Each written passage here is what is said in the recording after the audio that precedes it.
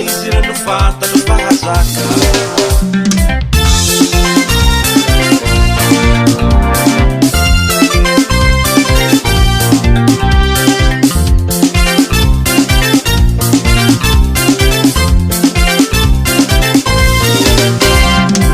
Nakatahaka irambihira fa misy raha mampiasa saina iza mariny anareo mahantra zay nafa olona ambany.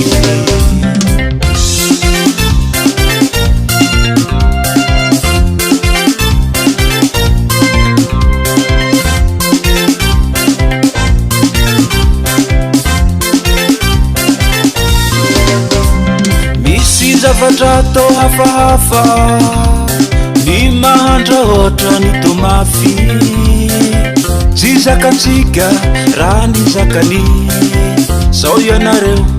no olona ambony ny mahantra olona mahery manetry tena ka manompo antsika ray aman-dreny mikolokolo antsika alony miafy mba hiadana ny zanany. I misy angano kely izay tsy fatam-piaviana fa malasa say ino iange mba jereo kely fa tsy mety resika rehetra no mpanakarena izy indray no sambatra eto an-tany ko tsy misy ny tsy mpanakarena iza no sahy hirehareha nahity zany angamby lainahary de nitady de ty ambony tany ny misy reo olona mahery hampahandraina hampahorina fa izy reno fantatra fahazaka tena nafatramizay ilainahary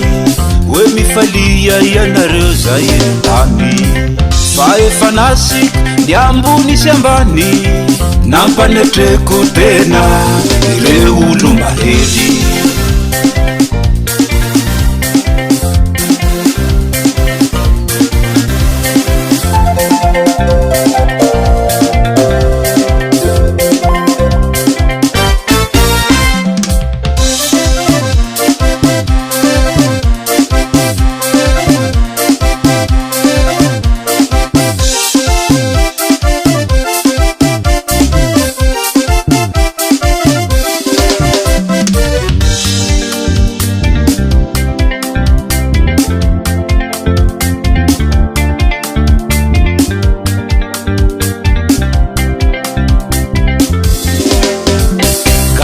Izay mitady ny fahasambarana de dinio ny anananao tsy ananany hafa efa nataoko mahandry ireo mahery